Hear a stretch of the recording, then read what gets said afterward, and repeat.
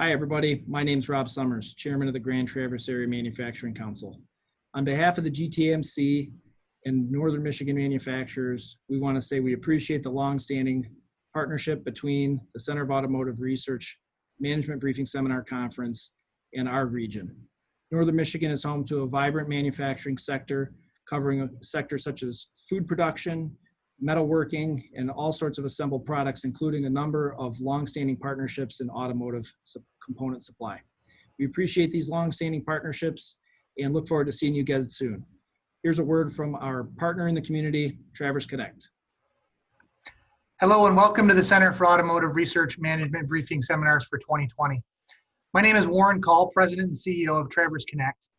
We are the Traverse City region's economic development organization, focused on growing our existing local base of manufacturing, tech, trade, and creative industries, and attracting new year-round advanced businesses to the Grand Traverse region. Manufacturing and mobility are key drivers of the Northern Michigan economy. These industries are supported and championed by our community and our public sector leaders. We're investing in education and training to ensure an excellent workforce pipeline for these firms. And we're leveraging our outstanding quality of life to attract talented professionals to Traverse City. We're also actively attracting new mobility companies to move to this area. In short, we're open for business and we're thriving.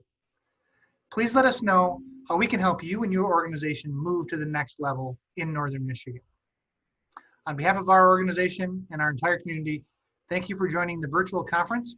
We look forward to seeing you all in person in 2021.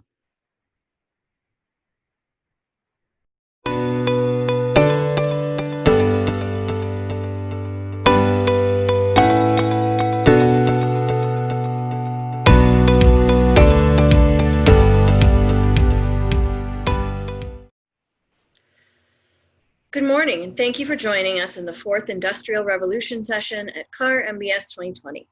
During the session, all audience members will be muted to ensure a quality user experience for everyone participating. Please submit your questions by using the Q&A function. If you have any other questions regarding the virtual MBS experience, please feel free to ask those questions at the information desk in the virtual lobby. Please also take a moment to visit the virtual exhibits in the exhibit hall.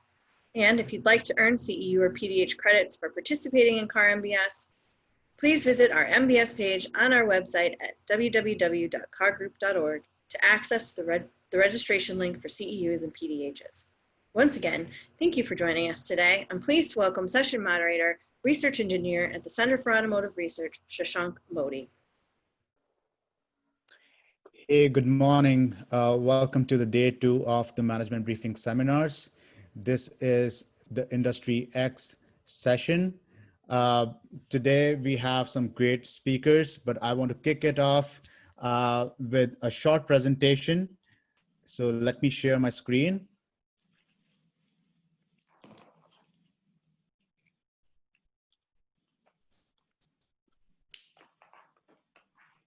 Okay, so what is Industry 4.0? As you have seen, and you must have seen this chart a couple of times in the past, we started from steam power, water power, and then moved to assembly line production with Henry Ford in the early 1900s. And then in the 70s, 80s, eventually moved to computer and robotic automation. And now in the 21st century, we are moving to cyber physical systems, which means that the machines can talk to each other, react, and we can collect a lot of data, do analytics of them, and really increase our productivity and overall quality. So what are the technologies that involve this smart factory infrastructure? They are autonomous robots, big data, augmented reality, additive manufacturing, cloud computing, cybersecurity, advanced simulation, Internet of Things, and then system integration. So it's really about how do you take all of these technologies and bring it all together to create your smart factory and begin the digital transformation. So at CAR, we have taken an ecosystem approach to Industry 4.0 to really understand Industry 4.0 and to explain it to our stakeholders on how they can go about to implement a digital transformation in their companies. We have a great team that we are working for at CAR. They are sponsoring a project which we are doing right now, and a report will be out in the third quarter of this year. So from the hardware side, we have Intel and Dell who make chips, servers, gateways. We have a data management company, Cloudera. We have digital solution companies, Rockwell Automation and PTC. We have a consulting firm, Accenture, and we have a cloud infrastructure company, Microsoft Azure. So all of these, they provide solutions which come together to create a smart factory. So there has been a lot of talk in the past on fourth industrial revolution and a lot of discussion in various conferences. In fact, at the management briefing seminars, we have been talking about this since last 5 or 6 years now, since I am with CAR. But the automotive industry has been slow to adopt the smart factory technologies, and for good reasons, because of the scale of the industry. It needs billions of dollars of investments. But we did some research and took executive opinion. And in the next 10 to 20 years, the investments in digital technologies are expected to increase 40 to 80%. So, automotive has been slow, but everybody in the industry understands and realizes that we have to move in this direction to increase our productivity, to increase our quality. So to talk about these technologies and and understand where automotive stands and what is the road ahead, we have 3 great speakers today with us. We have Mr. Brian Irving, the automotive and mobility lead at Accenture. We have Mr. Darren Coyle, the director of strategy business development at Microsoft. And we have Mr. Mike Gurd, the managing director, manufacturing and automotive at Cloudera. Before I hand it over to Brian, just 30 seconds of the agenda. We will have each speaker spend 8 to 9 minutes to talk about their experience with helping clients implement smart factory technologies.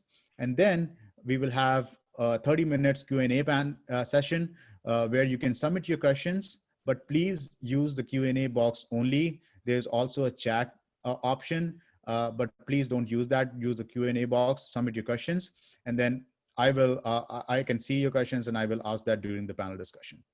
Okay, so with that, I want to hand it over to Brian. And by the way, thank you so much, everybody, for being with us. Brian? Thanks, Shashank. Really appreciate your time this morning and the opportunity to join with the group. I'm going to start bringing up my presentation here. Let me see if we did this right. And you should soon see a really colorful page that talks about Industry X. And I just want to build on, so first of all, as Shashank said, it's great to be with you all. When we got a call from the Center for Automotive Research, we were absolutely delighted to join in and participate in their research and specifically for this event. I have been in the automotive industry for 25 plus years, and I got to tell you, CAR, these guys are the real deal. So it's a pleasure to be with you all today. I'm going to talk a little bit about how Industry 4.0, we call it Industry X.0, helps drive operational efficiency for many organizations, automotive industrial companies, and anyone who's really into discrete manufacturing. But translation first. You heard Shashank talk about the industry revolutions and the fact that we're into the 4th right now. I jokingly say we call it Industry X because we're tired of buying new stationery. But the reality is the difference for us between Industry 4.0 and Industry X.0 is the span where the technology plays and has had a role in advancing society. So if you think about the elements that Shashank talked about, which was advanced analytics, mobile compute, cloud, and the like, these same technologies that enable the smart and connected plant, the smart and connected operations, also enable the smart and connected product and smart and connected consumers. And it's that trifecta: product, consumers, and operations that we consider as Industry X. And it's linked by the common thread of technology. But today we're going to talk about the operational side of the equation. And here I want to start with a little framework as to the way we think about it. So if I think about smart manufacturing, it comes into a whole bunch of or 8 really key elements that drive it. At the center of it all is a control tower, and then this is a vital piece. And I think one of the ways that Industry X, Industry 4.0 is really different, because it's that control tower that really digitally enables the rest of the operations within a supply chain, within a manufacturing center. And the key elements that we're really talking about here, the key elements that Industry 4.0 pulls together, it really spans it all. So if I walk across the page here, we have the S&OP aspects of it: integrated planning, digital scheduling, driving greater efficiencies in the sequence with which we set up our operational schedules. We talk about connected machines here, and many of you, I'd be shocked if many of you or all of you weren't doing some sort of a POC in this space right now, connecting machines to get real-time data coming off on both productivity and, in some cases, PM type of information. It's that last one, the PM piece, that we talk about when we get into the elements around digital maintenance. And while PM has been part of the vernacular of our trade, our craft for many, many years, we're advancing the technologies and we're becoming almost prescriptive. And what we're able to do now is, through the use of sensors and machine learning, is to be able to predict failure. The theory there, of course, is that if we can predict failure, replace a component, a part that's about to fail, we avoid downtime, and that's what the machine's all about. And then what we're seeing a lot right now, and I'll tell you, this is the area that I think we're getting a lot of traction right now, is in the area of digital quality. So what we've done, and there's lots of examples in this, is where we've been able to apply machine learning and digital photography to augment the quality process. I'll tell you a really quick story. We were working with an automotive tier 1 company, a company that makes seats, and by applying machine learning, advanced analytics, we were able to improve the quality control process on leather seats through the assembly process. We initially put the equipment at the end of the line, and we're getting far less errors in the quality process. And then through evolution and working with the team in the plant, we moved the quality check process back into the line where the seat skins were assembled onto the seats, and avoided a lot of unnecessary rework down the line. The team went further and actually started putting in machine learning and robotics around the correction process. In leather seats, you're looking to eliminate wrinkles on the application or after the installation of the leather skin. So we went from a case where a lot of the quality defects were not discovered until the end of the line, to having them right in sequence in the line, and the remediation effect taking place almost at the same place, or at the next work cell. And the implications there on throughput and quality are obvious. I think the last area that I want to call out under the series of 8 framework is the connected worker. And of course, we are all just dealing with this months ago when we were forced to return our work crews to the plants at the peak of, we call it that, COVID. A lot of technology, a lot of organizations embraced the mobile worker technology to understand track and trace capabilities and to make sure we were routing our teams through the plants in the safest possible way. The point here is that smart manufacturing and the industry X elements around it provide huge opportunities. And I think everybody gets that. And in fact, to that point, we recently went out and did some research, some primary market research. And here we talked to around 500 companies across 6 different sectors: heavy and automotive. We got manufacturers, truck manufacturers, suppliers, and the like.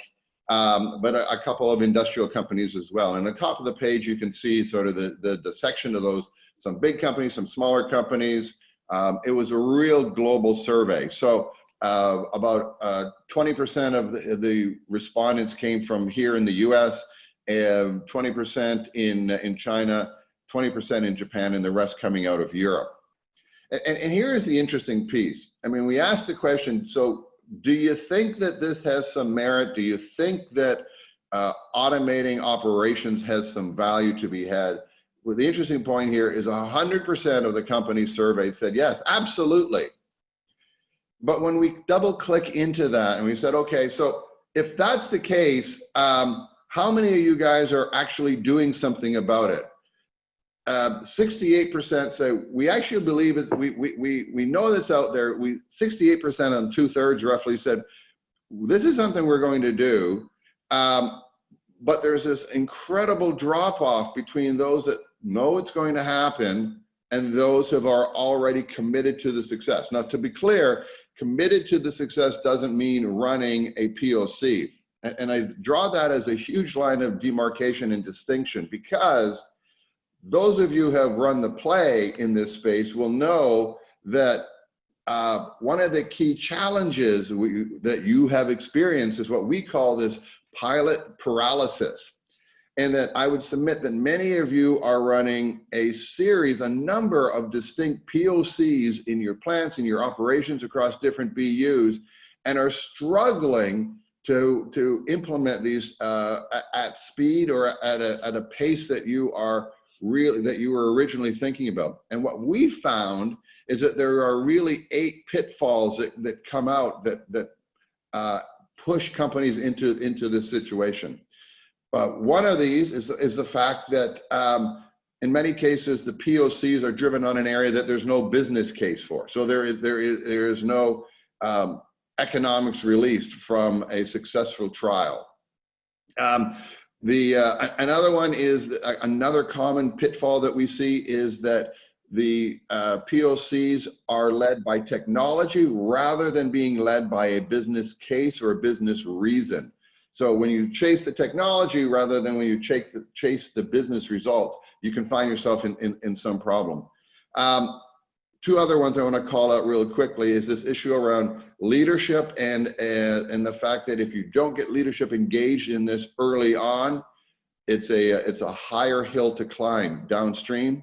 And then the last one, and unfortunately this is one that we see in far too many places, the element around change management, in that you have to plan for success up front and set the foundation to bring the teams along to make the POC successful and able to get the large scale implementation that you're all looking for. So there's some lessons learned along the way. I hope there was some value to the discussion. And with that, I'll turn it over to Darren. Darren, it's all yours. All right, let's see here. I'm assuming that you can hear me. And thank you again for inviting me to be here today. Super excited to be here and chat with you guys for a little bit about Microsoft's point of view. Let me share my screen. Okay, let's get this started.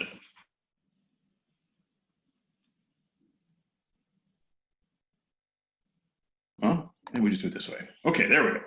All right, so I sit in the automotive industry team at Microsoft, and what we do is we help companies understand what does it take to do digital transformation of their manufacturing and supply chain operations. And for us, we sort of deviate a bit from the Industry 4.0 or X.0 nomenclature. We tend to just call this resilient operations. For us, Resilient operations is not only a collection of thoughts and ideas and technology, but also cultural adaptation of all of these things together to make it actually work in a factory. So we look at things and we say, okay, we've got Azure, which has a bunch of great services and a bunch of really powerful technology, but that doesn't really do any good for a factory. While we have lots of Lego blocks, unless we tell people how to put them together, it's too difficult to sort of solve that problem. So we also look at things in terms of control tower. We look at things in terms of a connected factory. So what happens within the four walls of a factory, what happens in the supply chain, both upstream and downstream. And then of course we sort of top it all off with the idea that if you have all of your factories connected and your supply chain connected, you've got control towers, the next thing you really want to do is bring intelligent decision making to augment what happens. That's where the real money is actually unlocked for companies. We all know that every company is inefficient to the tune of 15 to 20%. Either you're unable to commit to customer orders, and so you lose top line, or just the system-to-system interaction, trying to answer business questions is inefficient, and so you lose 15 to 20% on the bottom line through premium freight and yield and all kinds of other things that sort of detract away from your EBIT. So these are the areas that we focus on, which is how to bring all that stuff together, how to help companies become more efficient, what to do about it, and how to change the culture. So that's what we call resilient operations.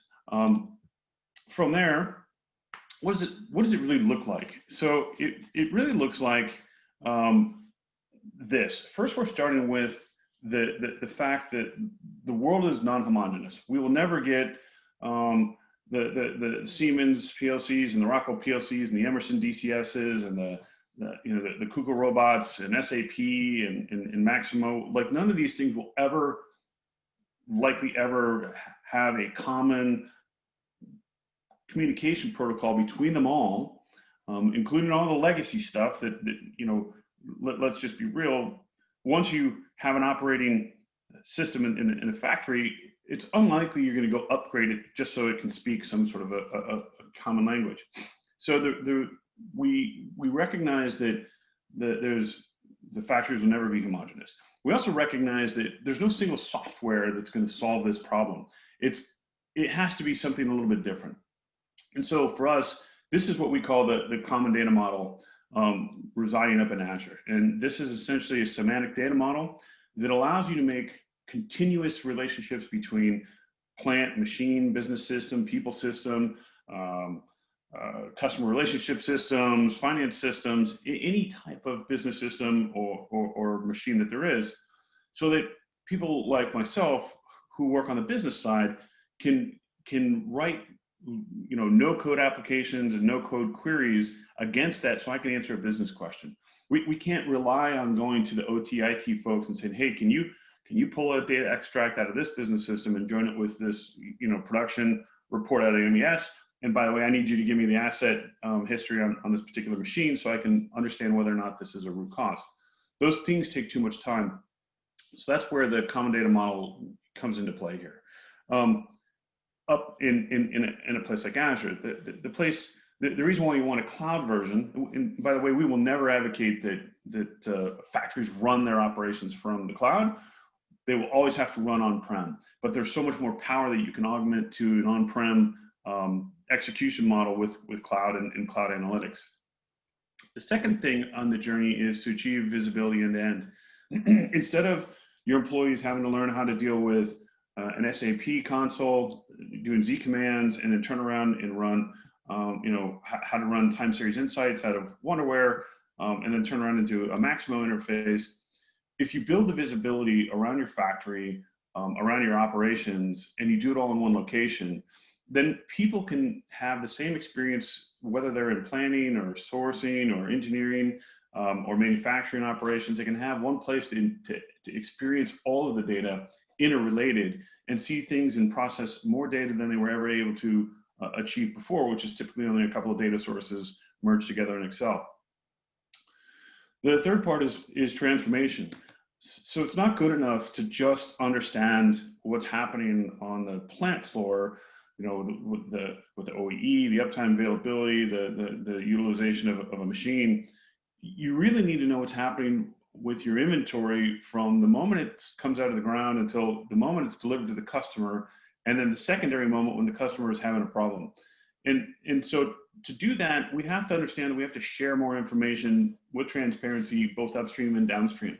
We have to understand what is the WIP of our suppliers and what is their finished goods inventory. And we have to understand what the dealers are carrying, where they are on a truck going from warehouse A to warehouse B, what sort of bundling has occurred from the moment it left the factory until the moment it hit the dealership. Because at the end of the day, the customer is the one that you're trying to maintain that stickiness with. And the more closed loop you have between what their experiences are back into the factory, the more profitability you will have, as well as the greater stickiness. And then finally, of course, AI on top. We have great examples, and I'll share a couple with you in a second, about how AI can help solve a lot of these data automation, swivel chair problems that we talk about, et cetera, and really highlight and improve companies' efficiencies or lack of efficiencies that they're dealing with. But let's take a little side topic, which is culture. So while we talked a lot about, analysis paralysis or getting stuck in the proof of concept land, the other reason why things fail to adopt is because the culture doesn't change to reflect the new technology. And what we know is that unless you start with the leadership and you get them to embrace the cultural change of bringing cloud technology and bringing artificial intelligence into the operations, it will quickly fall apart at the lower levels of the operation.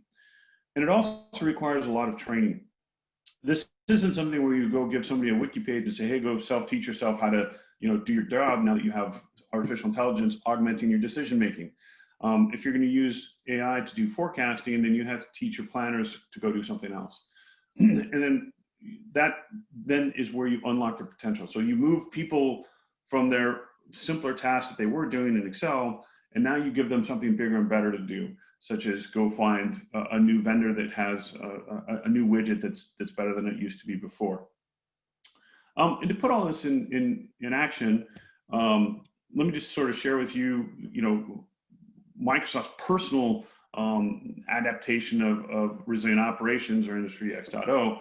So about 3 years ago in our factory where we build the Surface and Xbox, we had, 100 different business systems spread out in data centers and some on-prem and all over the place. We had no control towers. We simply were just building as fast as we could. So we went in about 3 months, we connected to 500 machines on the plant floor, all the business systems that were there, roughly a dozen or so of the critical suppliers. And then we eventually turned on artificial intelligence, which netted Microsoft around $400 million a year in P&L savings by letting artificial intelligence decide what we should be building, telling us what our forecast is and so we let AI just say your forecast for Xbox for 2020 should be 12 million Xboxes. And before that was all done by hand, Excel. And that then improved our forecast accuracy from plus 25% to now we're single-digit percentage, which obviously means we're not overbuilding, we're not scrapping lots of units, and that was a massive, massive improvement. So the reality is that these transformations are real. And one more thing about sort of the pilots, which is also where we got stuck, which is we would come in and we would do a pilot and we'd say, okay, let's look at the process optimization on a pick and place robot. And it would show that we can improve the pick and place robot by 10%, let's say. But what we couldn't do from a business standpoint was scale that across all of our machines, because we didn't believe it would happen on all machines, and we believe some machines would be more, some machines would be less. But because we could never put a real hard number around the P&L improvement, we could never go back to finance and commit and say, hey, if you give us $10 million to transform our factory, we will give you $20 million back in the P&L. And that is where most companies get stuck. They know the tech works, they've seen it in the pilots, but they can't get around the business justification. Anyways, so I wanted to share a little story with you and Microsoft's point of view on resilient operations, and love to help anybody have these conversations around how to use technology in their factories. Thank So you, with Darren. that, that's it. So I want to remind the audience that there's a Q&A box, and you may submit your questions through that. Please use the Q&A box, and we will do a Q&A after Mike's presentation. So Mike, you're on. Excellent, guys. Thank you. Let me just share here. Great. All right. Well, thank you, guys. And very excited to be part of this ecosystem approach to investigating Industry 4.0. My name is Mike Gurm, Managing Director for Manufacturing and Automotive here at Cloudera. Hey, I want to talk to you about the role of data, right? You know, I think data is one of the pillars that is foundational to Industry 4.0. I want to talk to you a little bit about why I think that's the case. So, you know, there's a data explosion associated with Industry 4.0. And the point is, why now? Why is this actually happening, right? You know, there are forecasts saying that the industrial internet data is growing faster than any other data source, by the way, including social media data, right? Well, the reason for that is it's kind of simple, right? You know, sensor prices have declined 2/3 over the last decade.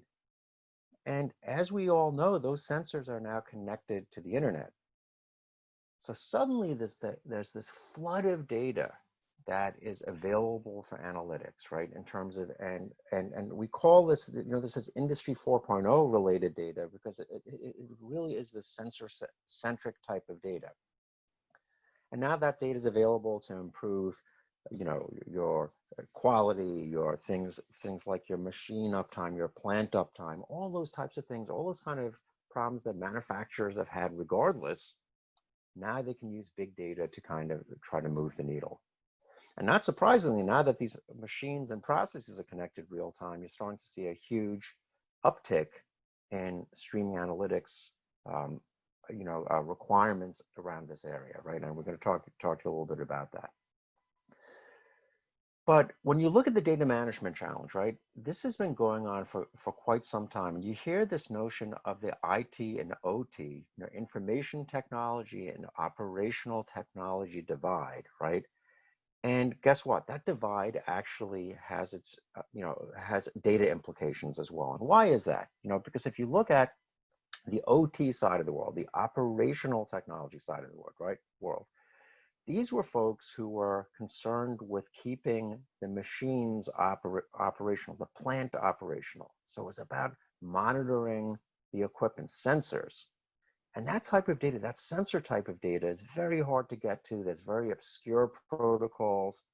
So that data kind of stayed siloed, right? And you know, the rest of the organization had a real hard time dealing with it.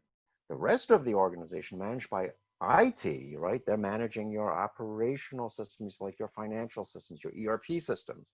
You know, guess what? They had problems of their own, right? They had, you know, multiple ERP systems, different systems in different regions of the world. Well, guess what? That data was hard to get to also because it was siloed, right? And fragmented. You know, as a result, you know, both of these types of data are ultimately needed for Industry 4.0. So for example, if you wanted to build a predictive maintenance model that said which sensor values, you know, predict the need for equipment maintenance, well, guess what? You needed to bring together that sensor data and the maintenance data, you know, in terms of machine equipment work orders that were necessary for maintenance from the IT side of the house, right? So, you know, intrinsically, it was very hard to get a complete view of the manufacturing process because at the end of the day, you really needed to bring these types of data sources together. So at Cloudera, from a data management perspective, we said, hey, how do you tackle this problem? And how do you bring these types of data sources together in a modern big data management platform, right? And to kind of understand that in terms of what's required, let's kind of look at a manufacturing analytics lifecycle, right? What do you need to do fundamentally? You've got plants, right? Which, you know, these connected plants, which by the way, have that OT data we talked about, that sensor data. They might even have IT data in the plant, right? Because you might have plant specific MES systems or ERP systems. increasingly you're having new types of data sources too, like audio and image data. So, image data would be, for example, if you're doing computer vision quality inspection, right? Use images to say, hey, do we have a defect at this manufacturing step or not? Well, guess what? You need to be able to collect all of that data from those plants. You need to sometimes act at the plant level, right? Analyze, act, and process and transmit that, and take real-time actions. But increasingly what you're doing is you're pushing that data into the cloud for analytics workloads. As Darren mentioned, you might be pushing it to your data center. This might stay on-prem, this solution, right? But you need to, then ingest it into your enterprise data lake in the data center. You need to store it. You need to enrich it with the other enterprise data sources from your ERPs, your maintenance, your supply chain data, right? Now you've actually got all the data that you need to be able to, for example, do reporting across all those systems. But here's the real opportunity, guys. Once you have collected all that data in one place and you've collected long histories of that data, you could do machine learning, right? You can leverage that data for machine learning. So you can answer those questions. Which sensor values correlated to the need for machine maintenance? You build out those models, and then you could deploy those models out to the edge. So once I understand which of those sensors were important, we can now listen in real time, in that real-time data stream. In those plants, we can actually say, hey, which process variables do we need to listen to? When those things happen, we can take real-time actions, right? So at the end of the day, you can see that implementing these very predictive and dynamic types of decision-making has data at its core, okay? So data is very important to Industry 4.0 use cases. Just real simply, we have a whole set of applications that deal with that. I don't want to talk to you about that.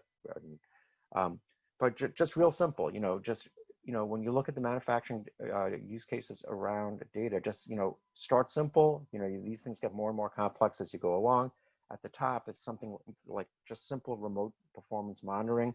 That is the control tower that Brian talked about earlier. And then as you go to the other end of the extreme, as you get down to here, these are the machine learning workloads, right? Use cases. And the good news is that you could start simple. There's intermediate use cases and the more complex ones that involve machine learning. Like I said, the good news is that you could start simple, still get a ton of value. That remote performance monitoring, for example, is foundational to all of the other use cases, right? So lots of different use cases. We're seeing a lot of our customers, setting up remote performance monitoring.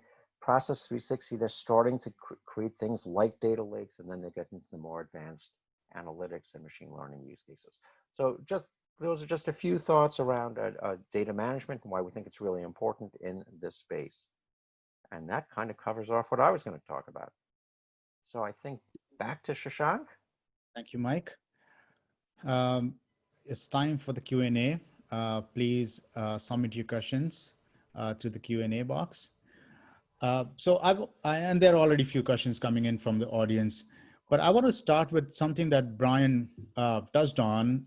Brian, you said in your survey, 68% believe in the Industry 4.0 technologies, but only 16% envision doing something about it. So, why is there such a big gap in people who know this is good, but people who companies would really want to do something about it? And this is a question for everybody, but Brian, I want to start with you. Great question, Shashank. I think there's a couple of things going on. One is that we are all bombarded with ideas, with vendors, with everyone coming in and saying, you should automate this, you should automate that. And many organizations struggle just underneath frankly, the weight of the opportunity and the inability to find that business case to really make something happen. Investing in technology for the sake of technology is sort of not really a great idea. Many organizations believe in that. And I think what we're seeing is many organizations are taking a little bit of a wait and see approach, trying to be a fast follower than necessarily on the cutting edge. You'll see, in many cases, you'll see almost skunkwork operations in a corner of a plant or on a specific function where they're applying some sort of a connected technology, but not anything sort of that's going to produce any type of economic return. Darren, what are you seeing? Yeah, so it's what you mentioned earlier around the sort of the paralysis around pilots. It's such a large commitment to invest that kind of capital, people, and training that it's really difficult to convince finance to pull the trigger.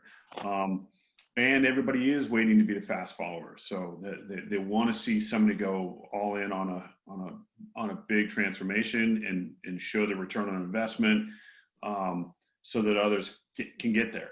And then they sort of get stuck in well, if I do this huge transformation and I do it with, let's say, Accenture, or with Microsoft, what happens if somebody else comes out and has a better mousetrap in a couple of months? And so there's a fear of mousetrap A versus mousetrap B. We know that'll never happen, right? That's right. So I want to prioritize some of the questions coming in from the audience. There's two questions from Ernest Miller. What is your best example of fully implemented resilient operations? And have you tried partnering with clients on a value deal to guarantee savings and share risk and benefit? Okay, so the best example. So first, let's start off with a full implementation of resilient operations. So whether you're resilient operations or Industry 4.0, it's actually a never-ending journey. It's a shift in thought processes to be more digital and be more cloud and be more AI based versus having just the latest digital controllers on an individual plant floor. So you start the journey with connecting all the assets that you have, the business systems that you have.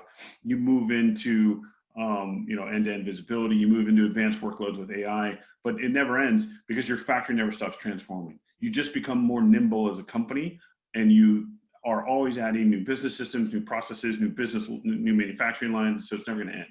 That being said, there are examples of sort of full-scale implementation. I'll pick one in Europe that we just finished, which is a company called Automotive. They are a steel manufacturer in Finland, and they did a left to right transformation of their factory. I can't even remember what the numbers are, but somewhere along the lines of they were able to increase their production by 10% with no net new assets, which for them, they were capacity constrained to begin with. We've got examples with Daimler and their integrated supply chain operations, Toyota Material Handling, automating the way that they move tugs from the kitting locations to the factory lines. Let's see. Caterpillar with using artificial intelligence to improve the stocking levels of what the dealers are doing. So there's a number of examples of different parts of this in different various states of the transformation. So I hope that answers your question. Feel free to reach me at darren.coyle@microsoft.com and we can talk more. Thanks. Mike, you talked about the life cycle of data. So how important is cloud to this life cycle of data? Like how important is cloud versus say, storing it on premise and edge computing now? Yeah, so the cloud, I think it really depends on the company. I mean, the role of the cloud is tremendous in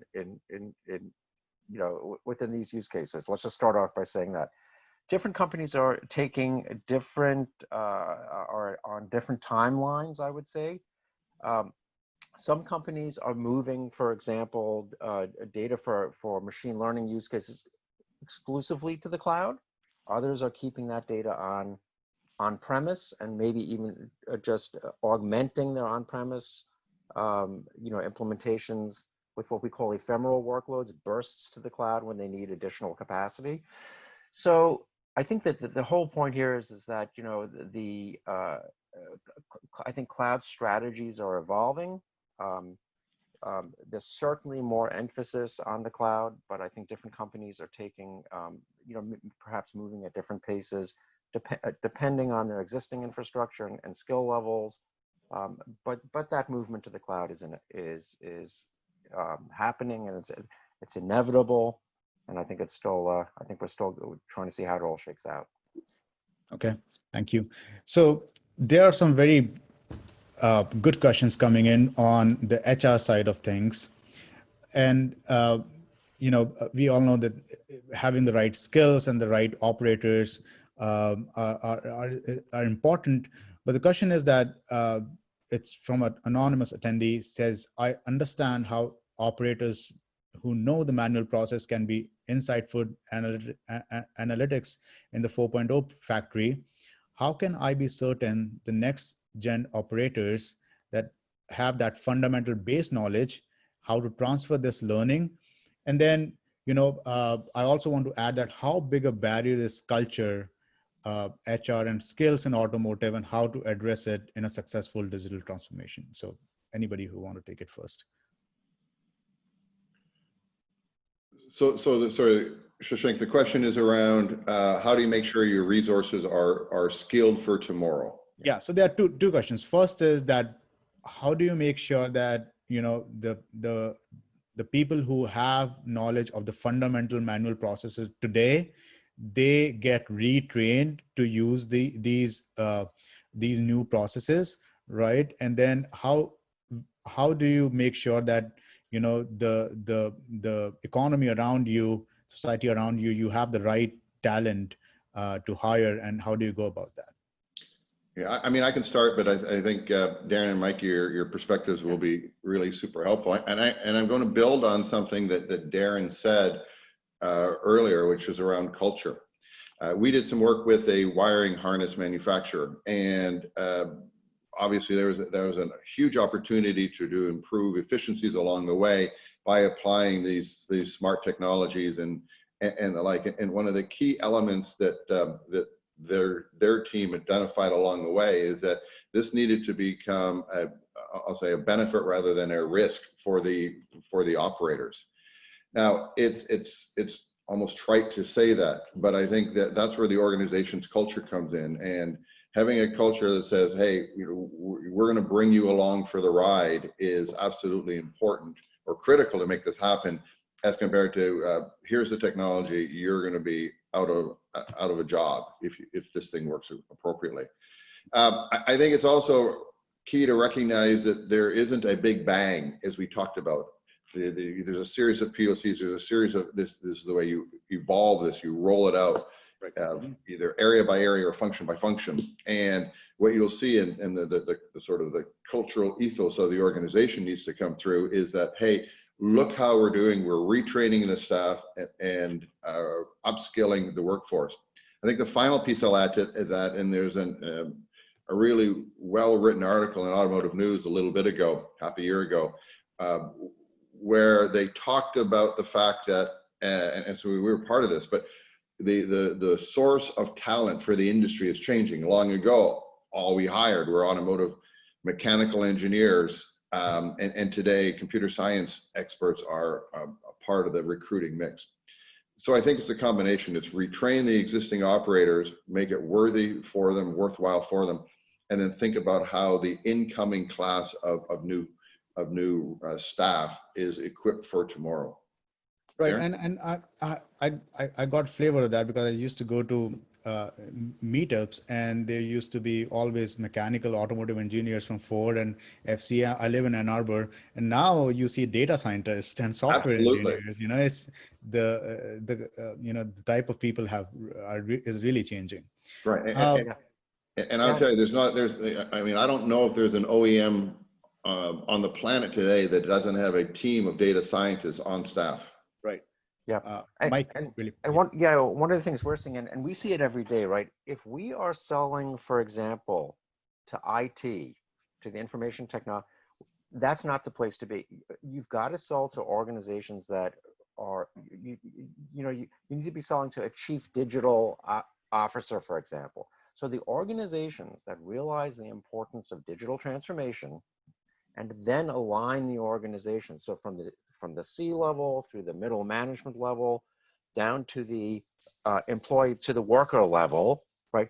If you're not aligned in the fact that, look, we're going to move heaven and earth to become a digital organization and have digital transformation, and we better have the people, the people, processes, and skills aligned along there. Those are the companies that are so much easier to work with. And, as Darren said, this is a multi-year journey. But if you don't have that alignment, you'll have a little experiment here, a little experiment there, but moving the needle is going to be very, very difficult. Yeah. Okay, so we have just 2 or 3 minutes on the clock, and I want to start with just close with final thoughts, starting with you, Darren. How can a company start the journey of digital transformation? Because as Brian said, there are a lot of companies which believe in it, but there are only few with the plans to actually do it. So how do you go about it? Yeah, so the formula is pretty simple. So first you start small. So you take a factory, you take a functional area of the factory, if the factory is a large one, and you start with a journey in mind, which is, let's connect all the assets, let's make them all visible, let's figure out how we can become more prescriptive around what's happening, and then let's unlock some artificial intelligence workloads. Let's integrate a couple of key suppliers. And that then becomes sort of like a mini factory within an operation where you can actually see the transformation happening in real time. The one key change in investments now is that with cloud technology, you're not paying for massive licensing fees. You can self-serve. A lot of this stuff is well within the skill set of a lot of employees. You just have to find the employees that are passionate about doing it, and you can self-serve. Of course, you can always dial up Accenture. They will gladly come in and help you go do this work as well, and as well as others. And then you need to pick your technology partners you want to play with. Despite the fact that there's so many that exist, in general, you're not going to be left behind because you chose PTC versus Siemens, for example. And that's really the way that we get people to start. And then we say, like, start small, think big, which means you have to start thinking about your data schema immediately. So don't do the traditional thing where I'm going to put this production data in this database schema and this one in this. You have to start thinking about common data models right off the bat, because that's how you build scale. And then you just run fast. So the faster you prove a business value, the faster you turn around and you unlock more investment. That's the path. Right. Mike, really quick. No, I agree with what Darren said. Start small. So if you're an IT person wanting to get out and do a big data management process, transformation, you have to align with the line of business. You have to sell it based on value to that line of business, and you move forward. Brian, closing thoughts. Couldn't agree more. Start with the business, not the technology. Engage the leadership team early. Establish core metrics. Measure yourself against them. And exactly what Darren said. Think big. Start small. Scale fast. Okay, you heard it. Thank you so much, everybody, for joining us today. And thank you to all the panelists as well. This was really insightful, and I'm sure the audience gained a lot from it. I hope you have a great day, and please join the next MBS session. Thank you. Thank you. Thank you.